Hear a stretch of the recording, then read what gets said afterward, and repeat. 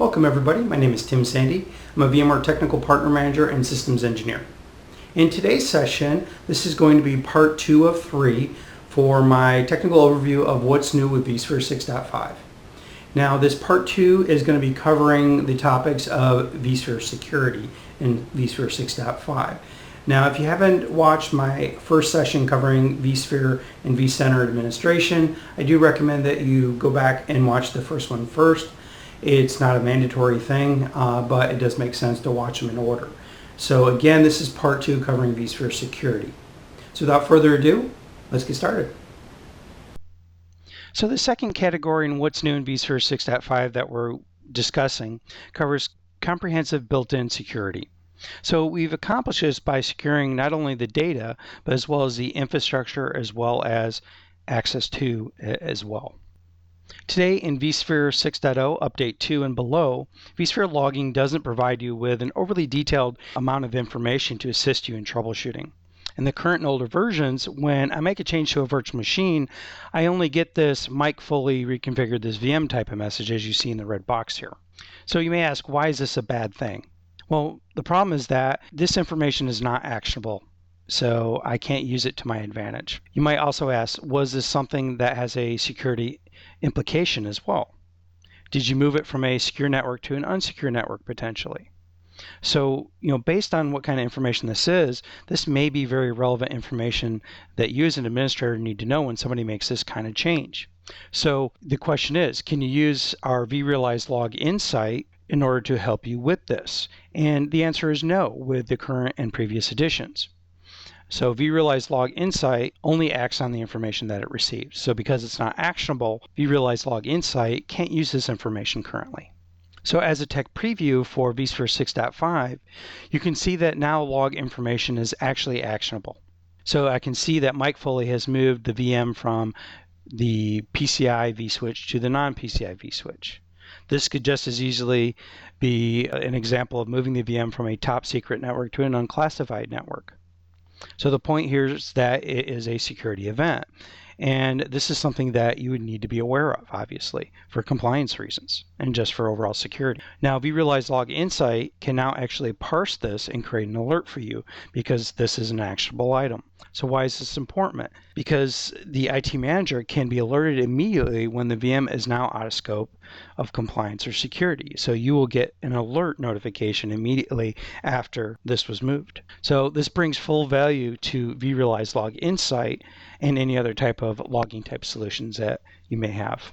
So here in this slide, we're also talking about now that with vSphere 6.5, we have VM encryption. Encryption in 6.5 is implemented via storage policies. The application of an encrypted storage policy to an existing powered-off VM will encrypt the disk. You might want to take a look at the sample encryption workflows for more details on that, though. The key message here is that on the column to the right, you see that these data points must be emphasized, that the key differentiator between the solutions and others is that the encryption is done below the VM and is VM agnostic and policy based. This slide points out that encryption is really the cooperation of two entities, the IT and security departments. Security traditionally manages the keys themselves. vCenter and IT are just key manager clients. It goes on to bring up the fact that the introduction of encryption into vSphere means it's probably time for you to reevaluate who has what privilege and to now leverage the new no cryptographer admin role for the majority of your IT admins. So being that you now have this capability, you might need to get with your security and IT departments and hash out who's going to have what permissions to that. In this slide, we discussed just what no crypto admin can and can't do.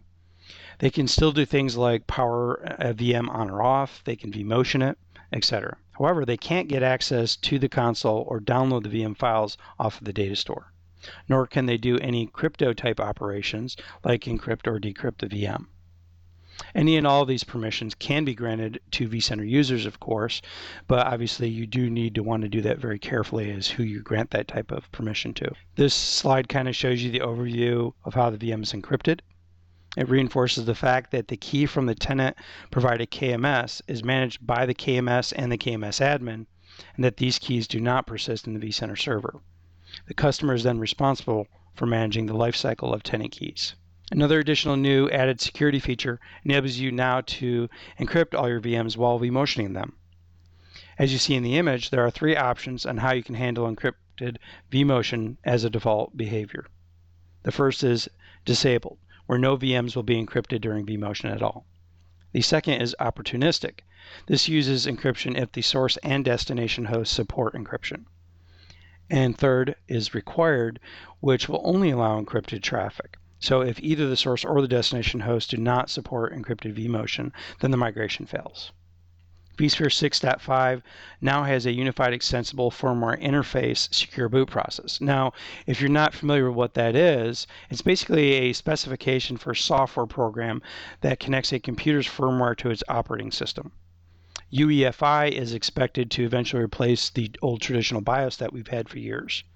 Like the BIOS, UEFI is installed at the time of manufacturing and is the first program that runs when the computer is turned on. The UEFI secure boot process verifies the boot process and file system integrity. It will verify any and all VIBs at boot time. If any one of them are not signed, it will fail to boot the server. So again, from a security perspective, this keeps your environment safe. Make sure that no one has installed any unauthorized VIBs of any kind. We're also excited to announce to you vSphere Integrated Containers, where we're enabling the best of both worlds for container-based cloud-native apps. vSphere Integrated Containers is the easiest way for vSphere users to bring containers into an existing vSphere environment. Integrated Containers deliver an enterprise container infrastructure that provides the best of both worlds for the developers as well as the vSphere operations teams. Containers are now just as easy to enable and manage as virtual machines. No changes to processes or tools are required for those IT admins. For cloud-native apps, there are 2 audiences that we're trying to serve. One is the developers themselves that, of course, want to leverage native Docker interfaces and continue to use the tools that they're familiar with. And then for IT department, those operational guys, they want to have control and visibility of these categories of applications. They like to also leverage the tools and processes that they've been using for years. So vSphere Integrated Containers delivers just that, enables the best of both worlds for both the developers as well as your IT operational admins. So that completes part 2 of the 3-part series of what's new with vSphere 6.5. Again, this one covered vSphere security. Please come back to join me with my part 3 of 3, which is going to be covering availability and resource management for vSphere 6.5.